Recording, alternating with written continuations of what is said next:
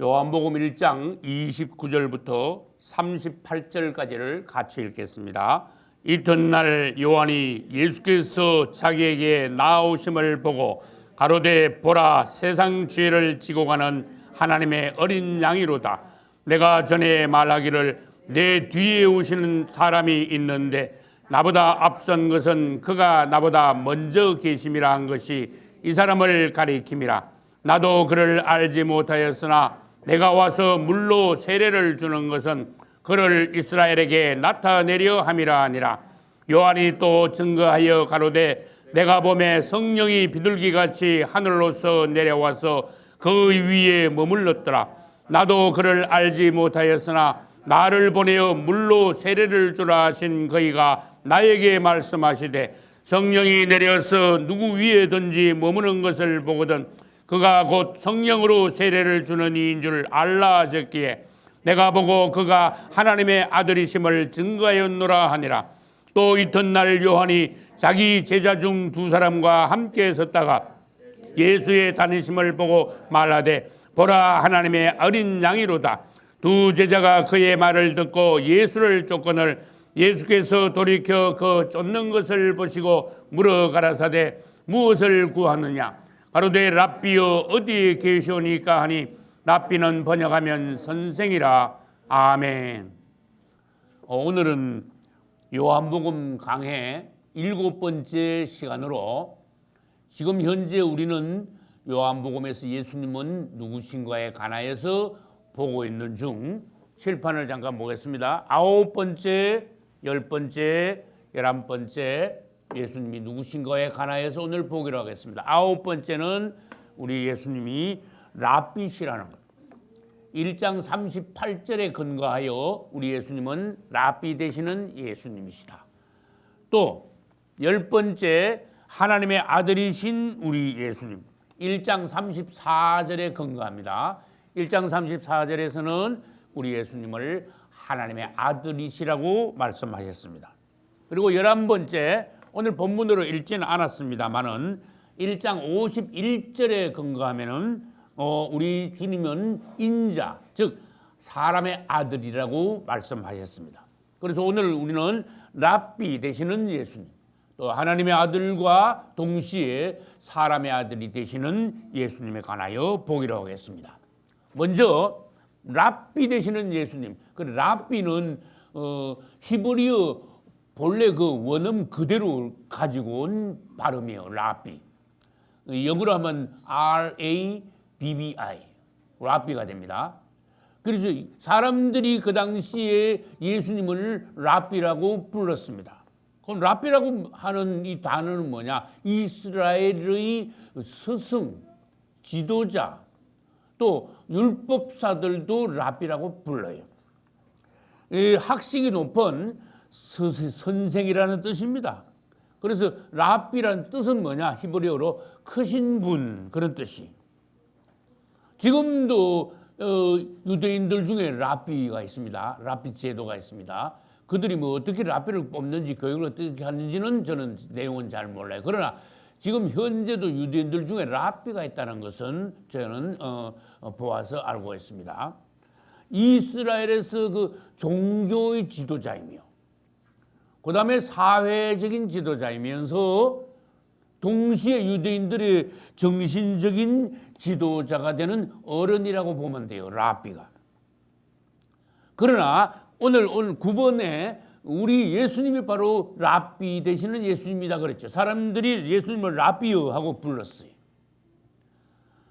우리 예수님은 랍비입니다. 그러나 진정한 랍비이십니다. 할렐루야. 그 다음에 참 지도자가 되시는 우리 예수님이 그분의 가르침과 그분의 지도만이 바르고 참된 것이.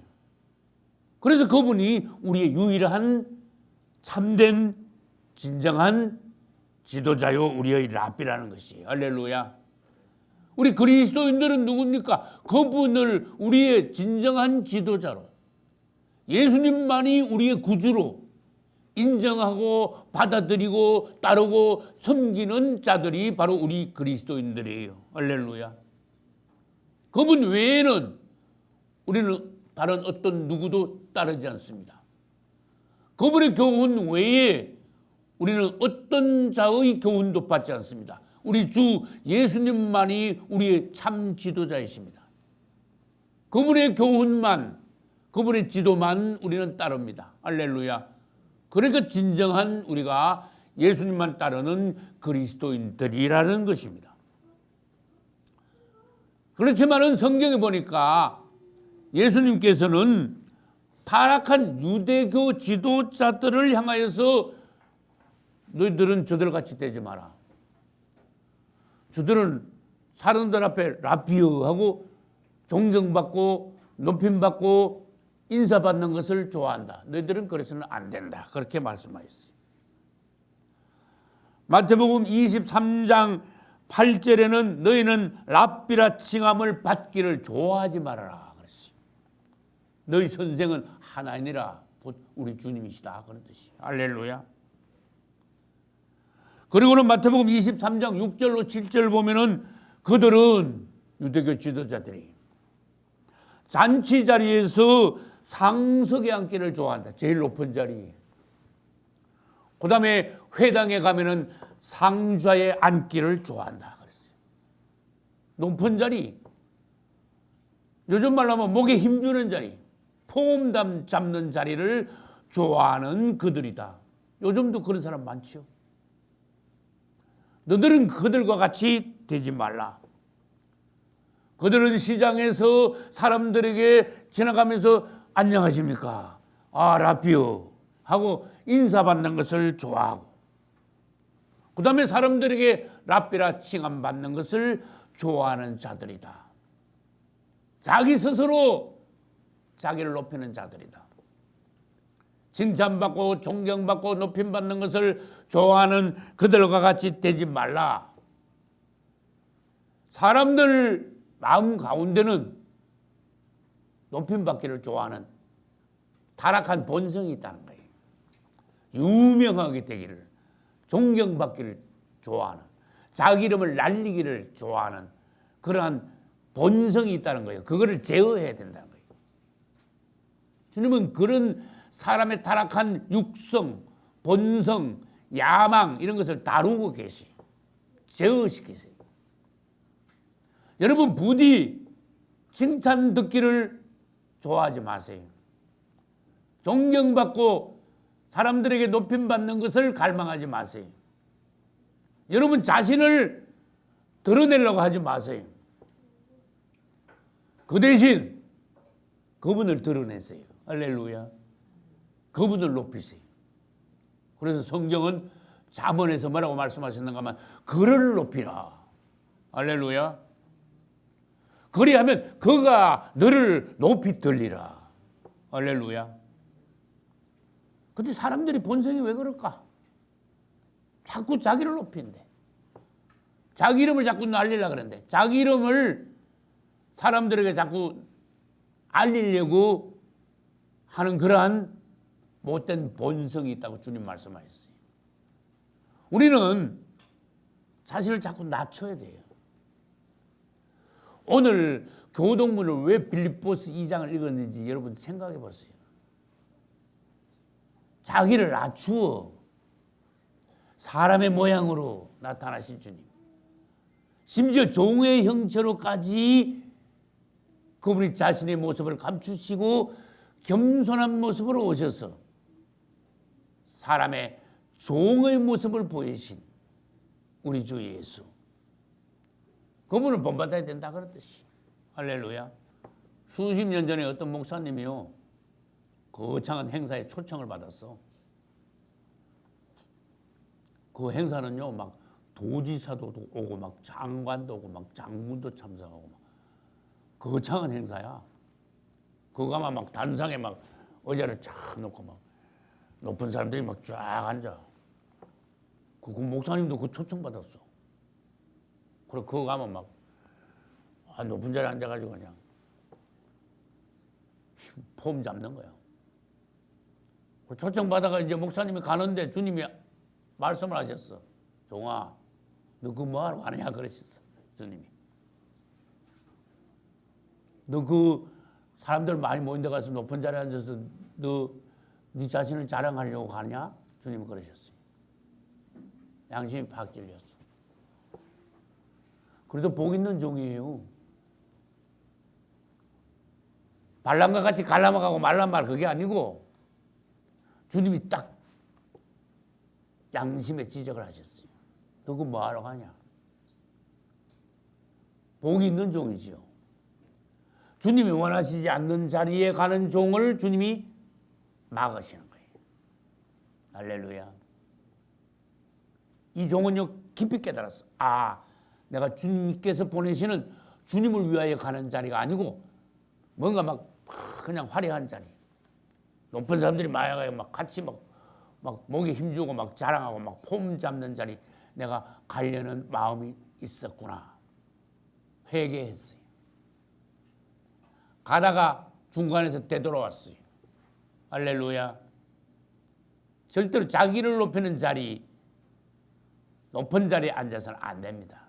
그 자리는 우리 주님께서 앉으셔야 할 자리입니다. 할렐루야. 마태복음 23장 10절에서도 주님께서는 너희는 지도자라 칭함을 받지 말라. 너희 지도자는 하나이시니 곧 그리스도시니라. 할렐루야. 봐요. 우리의 지도자는 유일하게 그분만 우리의 지도자가 되신다. 할렐루야. 다른 사람을 우리의 지도자로, 이것은요 이때 지도자는 다른 특별한 의미가 있어요.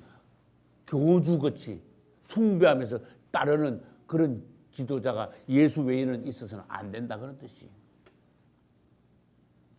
여러분 신앙 지도 받죠? 생활 지도 받죠? 그런 지도의 차원이 아니란 말이에요. 그 다음에 마태복음 23장 9절에는 땅에 있는 자를 아비라 하지 말라 그랬어요. 이것도 의미를 잘 생각해야 돼요.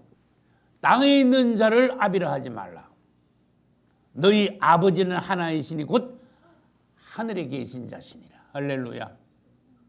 하나님 아버지 외에 다른 사람을, 다른 인물을 교주같이 떠받들며 신같이 떠받들며 하나님 아버지의 자리까지 올려서 공경하지 말라 그 말이에요. 숭배하지 말라 그 말이에요.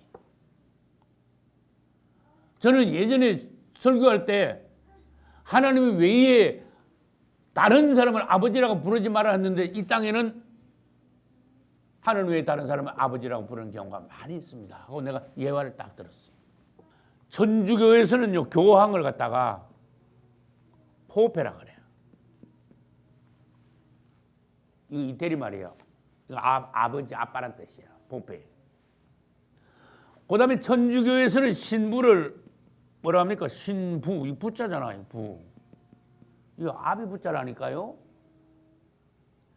그 내가 전에 물었죠. 여러분 우리나라에서는 캐톨릭 신부를 신부님 그러는데 미국 가면 신부님을 뭐라고 부를까요? Father 이렇게 불러요. 아버지 그렇게 불러. 아우 나 이거 굉장히 불편하더라고. 이거 왜 아버지라고 부릅니까?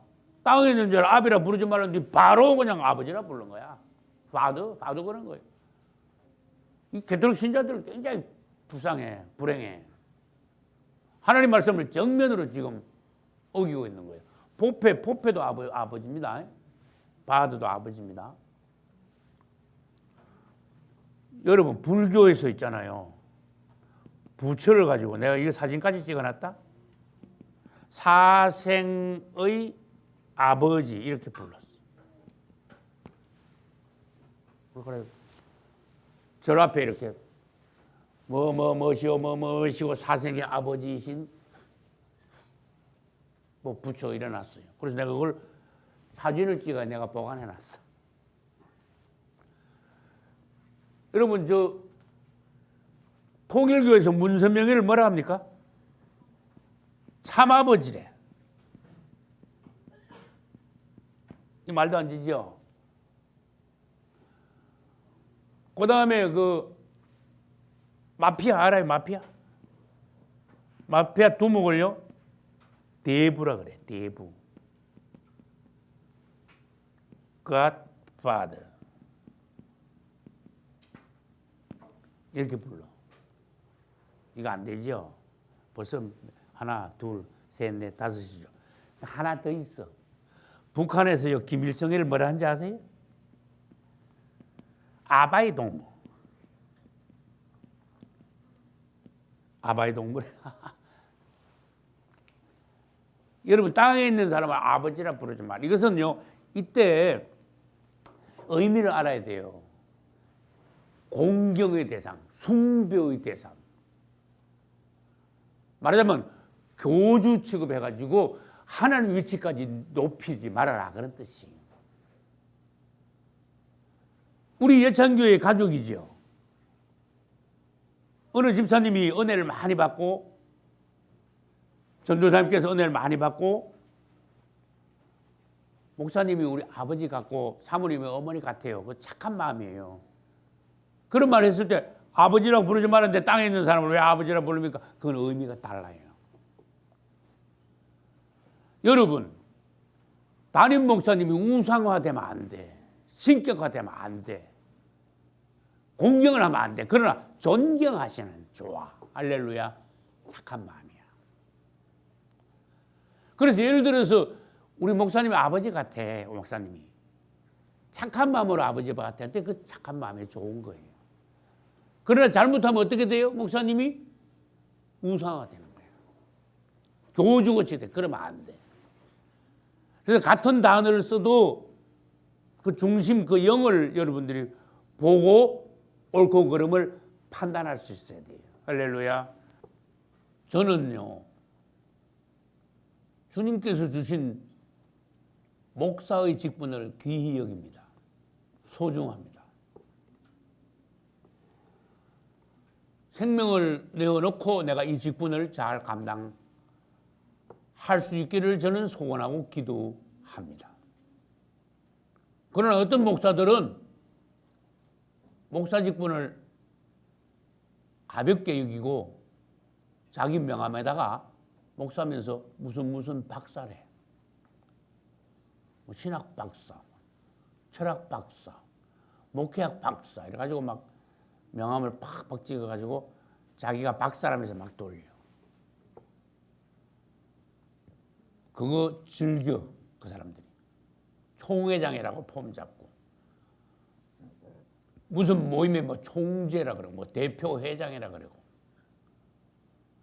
자기 이름을 막 높이고 싶어요. 내가 심정을 바로 말해볼게요. 목사이면서 무슨 목회학 박사, 무슨 박사 이래가지고 그 명함 찍어 돌리고 보면 나는 메스꺼워. 아주 보기 싫어. 하나님 주신 목사의 직분이 제일 귀한 거지. 거기다가 왜 박사니 무슨 총회장이니 총재니 뭐 무슨 감독이니 뭐 대표 회장이니 그런 명칭을 붙여가 자기 이름을 왜 날리고 높이려느냐. 하나님도 보기 싫어한다고 말이에요. 우리는 겸손해야 돼요. 할렐루야. 바울도 디모데를 나의 아들 그렇게 말했어요. 자기가 디모데 앞에서는 디모데 아버지다 그런 뜻이에요.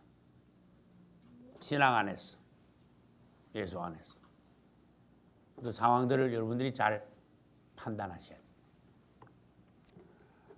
그 다음에 하나님의 아들이신 예수. 우리 예수님은 하나님 자신입니다. 근데 그분이 오실 때는 성경을 사복음서 읽어봐요. 내가 하나님이다 그러신 적 한 번도 없어요. 그분은 하나님의 아들의 모습으로 오셨어요. 하나님의 아들로 오셨어요. 그분이 하나님 자신이지만 나는 하나님이야 그렇게 말하면 사람들이 감당이 안 돼요.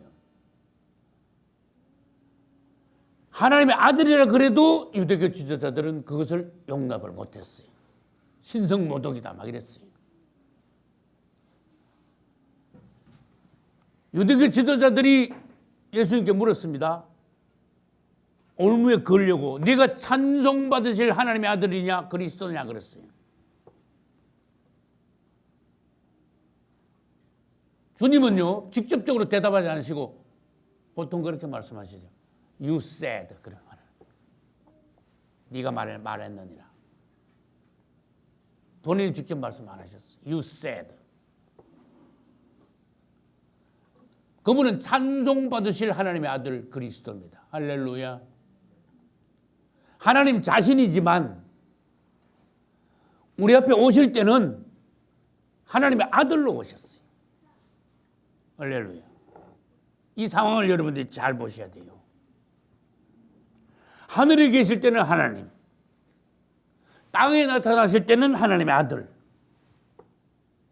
그래가지고 지난번에도 말씀드렸죠.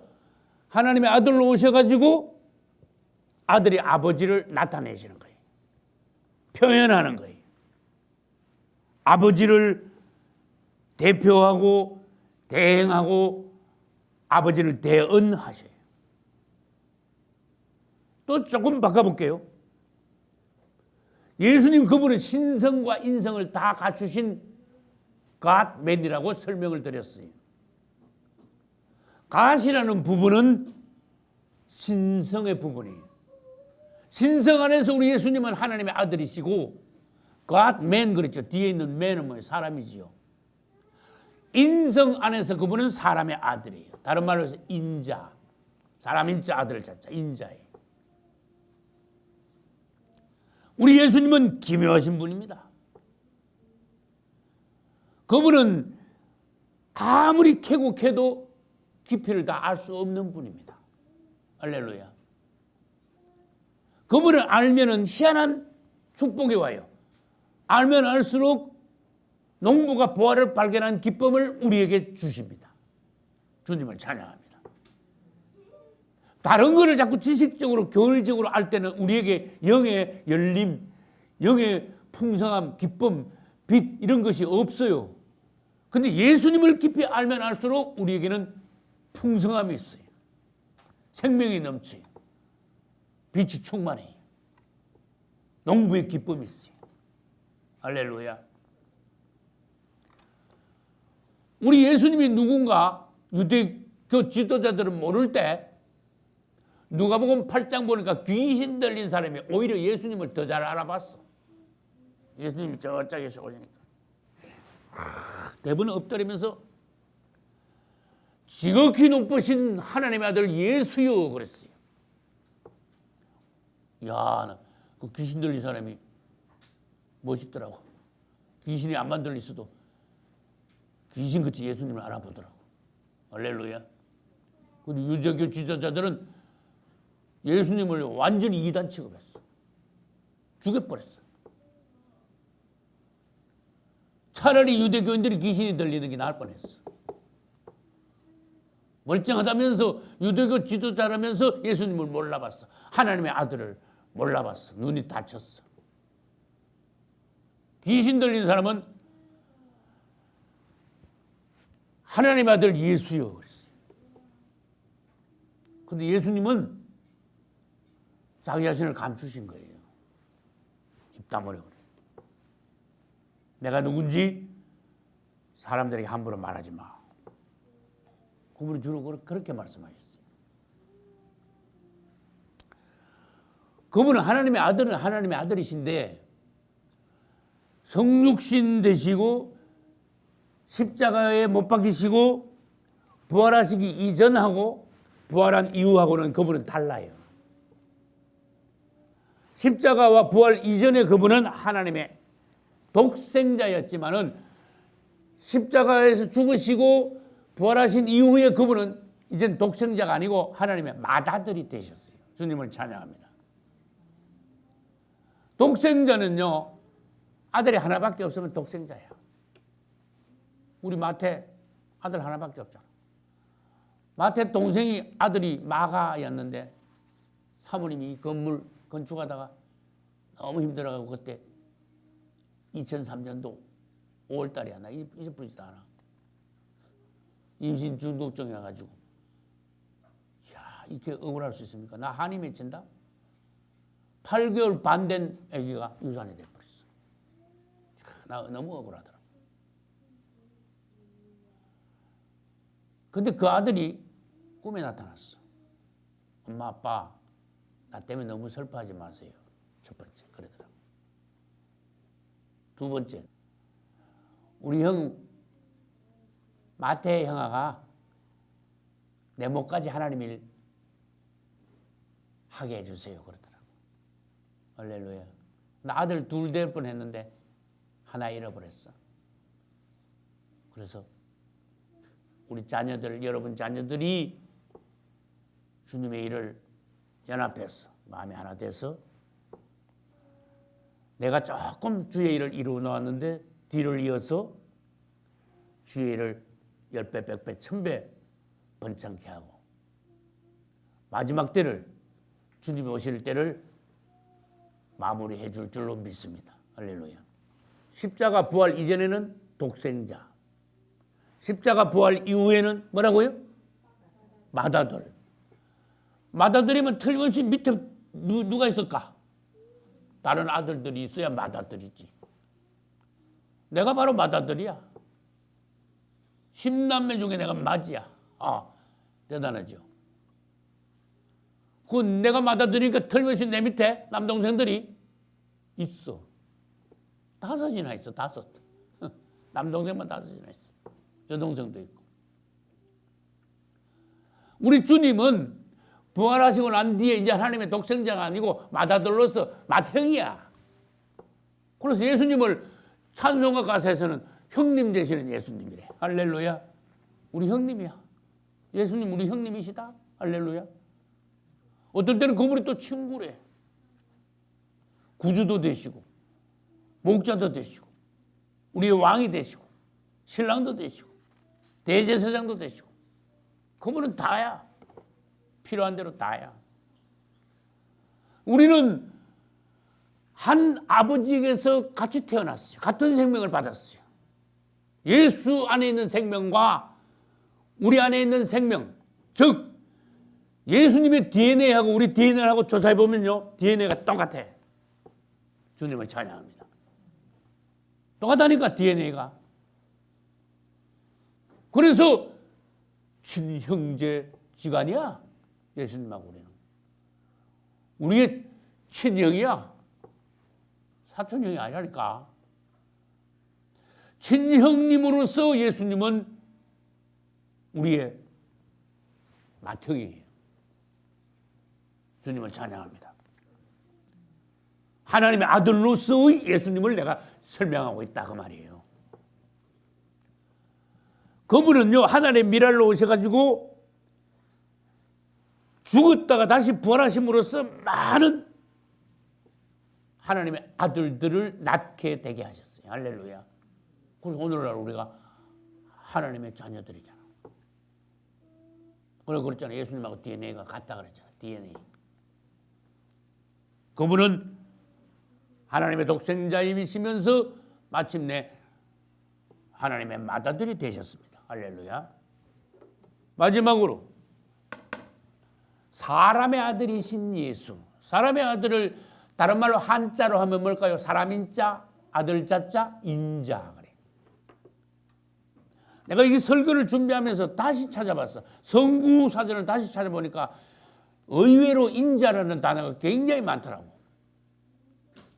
그 인자라는 단어가 사실은 신약적인 용어인데 여러분 구약에도 인자라는 단어가 많이 나와요. 다니엘서도 인자라는 단어가 있고 에스겔서도 인자라는 단어가 있고 인자라는 단어가 구약에도 많다는 거. 놀라운 사실이. 이건 뭐냐? 벌써 구약의 종들이 인자로 오실 예수 그리스도를 영안에서 봤다는 거예요. 할렐루야. 하나님의 아들이신 그분은 동시에 사람의 아들이 되셨어요. 인자가 되셨어요. 할렐루야. 하나님의 아들이 사람의 아들로 오셨다 그 말이에요. 그래서 내가 전에 말했잖아. 나 생각할수록 기해. 하나님이 사람 되어 오시다니. 이 웬 기적인가? 웬 축복인가?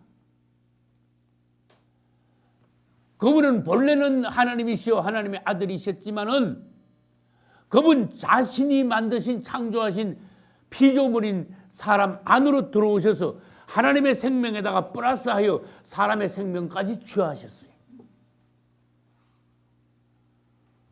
그분은 신성과 인성을 동시에 가지고 계셔요. 그래서 사람의 모델이 되셨어요. 오늘날 우리도 그러해야 한다.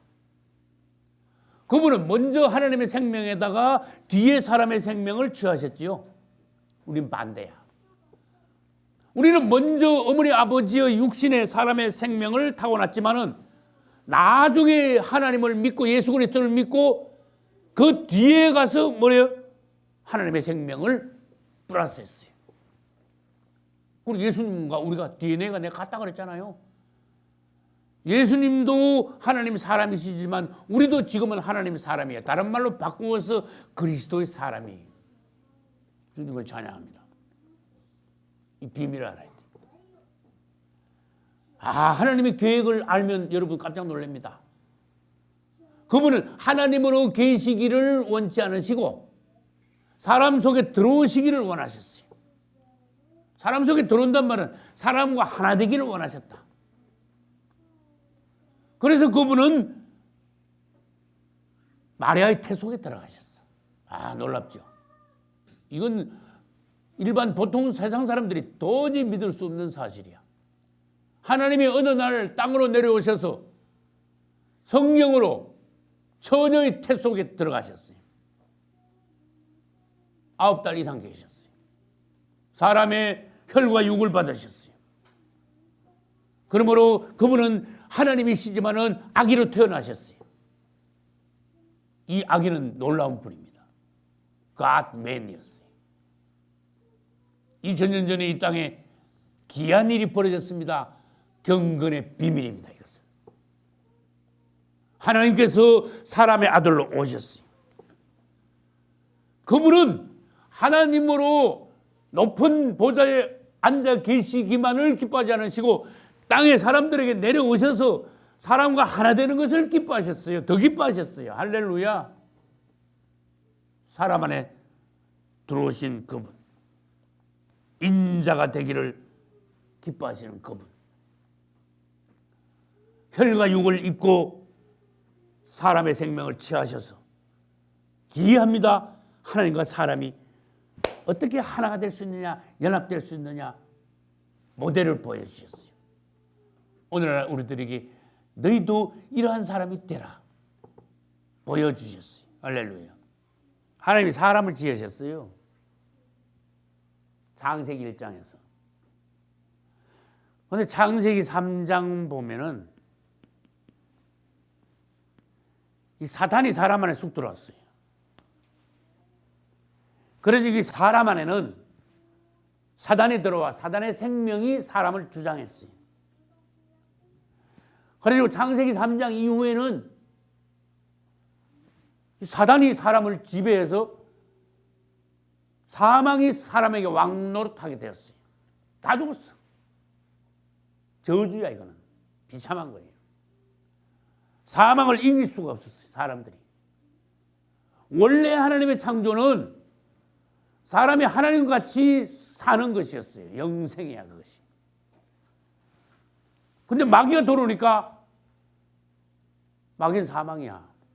사망이 사람을 지배했어요. 그런 사람은 사망의 저주 아래 놓이게 되는데 우리 하나님의 계획은 놀라워요. 사단이 사람 안에 쑥 들어왔으니까 예수님이 어느 날 그래? 네가 사람 안에 들어갔냐? 내가 사람 안에 들어가겠다. 그래가지고 어느 날 예수 그리스도께서 사람 안에 오셨어. 이걸 성육신이라고 그래요. 할렐루야. 그래서 이 사람 안에는 사단이 들어왔지만은 예수님이 들어오셨어요. 성육신이 뭡니까? 육체 안에 예수님이 들어오신 거잖아. 너무 쉽죠? 그런데 그 육체가 무슨 육체냐? 사단이 점령하고 있는 육체야. 타락한 육체야. 사람의 육신이. 그래가지고 주님은 사람을 입고 오셨는데 이 사단이 점령하고 있는 사람의 육체 안에 들어오신 그분은 이 육체를 가지고 어디로 가셨는가 하면 십자가로 가신 거예요. 그래가지고 너 죽고 나 죽자. 무슨 말인지 알겠어요? 너 사람을 점령했냐? 사람 안에 들어왔냐? 나도 사람 안에 들어왔다. 그 육체 안에서 사단과 예수님이 같이 만난 거야. 같이 들어가 있어. 그래서 주님이 육체를 가지고 십자가 가지고 못을 박아버렸어. 그분 죽으셨어. 이때 육체 안에 있는 사단을 못 박은 거예요. 할렐루야. 그래서 십자가는 능력이라 그래요. 세상도 못 박았고 사단도 못 박았어요. 육체를 못 박았어요. 우리는 이 비밀을 다 몰라. 계속 묵상해야 돼요. 하나님의 계획, 하나님의 비밀, 하나님의 구원의 역사, 사단을 처리하고 사람을 구원시키는 하나님의 경륜, 이 계속 묵상해야 돼요. 사람의 아들로 오신 예수님이 이런 계획을 가지고 사람 안에 오신 거예요. 사람의 모델만 되셨을 뿐만 아니라 사람 안에 오신 사단을 잡기 위하여 오셨어. 처리하기 위하여 오셨어. 그래서 그 사단이 십자가에서 예수님과 같이 못 박혔어요. 그래가지고 십자가는 다른 말로 승리의 십자가입니다. 사단을 못 박았어요. 할렐루야. 이 사망마귀를 철폐시켰어. 예수님은 육체를 못 박으면서 사단도 같이 못 박았는데 내려가셨어. 어디로? 음부로 내려가셨어. 근데 사단도 못 박고 예수님도 못 박혔는데 음부로 내려가 사망했죠. 예수님이. 음부로 내려가셨는데 웬걸 3일 만에 주님은 올라오셨어. 마귀만 그냥 거기다가 세상 말로 쳐박아 놓고는 예수님은 혼자 올라오셨어. 사망을 철폐하셨어. 사망 마귀를 때려잡았어. 우리 다 몰라 이걸. 근데 성경을 보니까 그렇게 하셨대. 주님이 그렇게 하셨대. 십자가에서 사망 마귀를 철폐하셨대. 십자가는 승리의 십자가래요. 사단을 이기신. 죽었다가 다시 살아나셨으니까 사망 마귀가 완전히 철폐된 거야. 그래서 예수 그리스도를 믿는 우리가 예수님만 붙잡아만 우리도 사망을 이겨. 할렐루야. 나를 믿는 자는 죽어도 살겠고 살아서 믿는 자는 영원히 죽지 아니하리라. 내가 이것을 믿느냐. 사람의 아들로 오신 예수님의 그 의미, 계획, 비밀 이것을 우리는 알아야 돼요. 계속 묵상해야 돼. 나도 다 몰라. 계속 묵상해야 돼. 그래서 우리에게 구원이 이루어졌어요. 우리 예수님이 사람을 입고 이 땅에 오셨죠. 가만 한번 생각해 봐요. 하나님이 사람 가운데 오셨어. 그러면 이 말을 다른 말로 해볼까요? 예수님이 성육신 됨으로써 하나님을 사람들에게 가져왔어요. 이거 놀라운 거예요. 예수님을 통하여 하나님께서 사람에게 오셨어요. 도달하셨어요. 나타나셨어요. 그런데 십자가와 부활 뒤에 그분은 성천하셨습니다. 근데 이야기가 달라져요. 사람 속에 들어오신 그분이 인자로서 십자가에 못 박히고 부활하신 후에 인자로서 성천하시는 거야. 인자로서 성천하시다. 이제 사람을 하나님께로 이끄는 우리 부활하신 예수님, 주님을 찬양합니다. 하나님을 사람에게 가져오신 그분은 이제는 사람을 하나님께로 가지고 가시는 거예요. 말하자면 이건 쉽게 말하면 우리를 천국으로 인도하시는 거예요. 우리는 그래서 예수 그리스도를 믿음으로 천국의 표를 받았어요. 할렐루야. 귀신 들린 사람은 예수님을 보고 지극히 높으신 하나님의 아들 예수여 그럴 때 예수님은 그래 내가 하나님의 아들 예수다 그렇게 대답하지 않으시고 그분은요 기회가 있을 때마다 자기 자신을 하나님의 아들이라고 표현하기를 즐겨하시지 않고 사람의 아들, 즉 인자라고 표현하기를 즐겨하셨어요. 사람 안에 오셔서 사람과 하나 된 사람 대신 자기 자신을 그분은 기뻐하셔서 자기 자신을 계속 인자라 그러셨어. 그래서 특히 신약에 인자라는 단어가 굉장히 많이 나온다고 말이에요. 마태복음 16장 13절에는 사람들이 하나님의 아들 나를 누구라 하느냐 그래 안 부르셨어요. 사람들이 인자를 누구라 하느냐 말이에요. 자기를 인자라 그랬어요. 요한복음 3장 14절에는 모세가 광야에서 뱀을 든 것 같이 인자도 들려라 십자가를 예고하셨어요. 마태복음 12장 40절에서는 요나가 밤낮 사흘을 큰 물고기 뱃속에 있었던 것과 같이 인자도 밤낮 사흘을 땅 속에 있으리라. 십자가 죽으시고 인자로서 고난받으시고 인자로서 십자가에 못 박으시고 인자로서 밤낮 사흘을 땅 속에 있으리라. 인자로 음부에 갔다 오셨어요. 여러분 묵상 많이 하셔야 됩니다. 지금 의미를 깊이 자꾸 깊이 생각하셔야 됩니다. 하나님의 아들로서가 아니라 사람의 아들로서 고난받으시고 사람의 아들로서 음부에 내려갔다 오셨어요. 이건 무슨 말씀인가 하면은 사람의 입장에서 사람으로서 승리하시는 거예요. 사람이 승리하는 거예요. 창세기 3장에서 사람이 패배했지요. 예수님은 사람으로 오셔가지고 사람으로 승리하시는 거예요. 할렐루야. 난 그것을 조금 봤습니다. 사람의 입장에 서신 예수님. 할렐루야. 그래서 하나님의 아들로서는 당연히 사단을 이기지만 사람의 아들로서 인자로서 사단을 이기는 예수님이에요. 우리도 이제 그분을 믿을 때 사람의 입장에서 사단을 이길 수 있다는 거예요. 할렐루야. 사도행전 7장 56절에는 그분이 성천하시고 난 뒤에 하나님 보좌 우편에 즉 하나님 보좌에 앉으셨는데 그분이 하늘에 하나님의 아들로 앉아 계시는 것이 아니라 사람의 아들로 앉아 계시더라. 놀랍지요. 그래서 스데반 집사가 순교할 때 눈이 열렸지요. 보라 하늘이 열리고 스데반은 뭘 봤어요? 하나님의 영광과 및 그리스도께서 하나님의 우편에 서신 것을 보노라 그랬어요. 인자가 그때 그런 표현을 했어요. 스데반 집사는 말했습니다. 인자가 하나님의 우편에 서신 것을 보노라 그랬어요. 인자. 야, 그냥 읽으면 그냥 넘어갑니다. 이거 다 그냥 넘어갑니다. 야, 예수님이 인자로서 하나님 보좌에 앉아 계시는구나. 이건 놀라운 장면이에요. 놀라운 발견이에요. 그래서 하나님 보좌를 다시 우리들은 그려봐야 돼. 영광 가운데 하나님 보좌에 앉아 계시죠.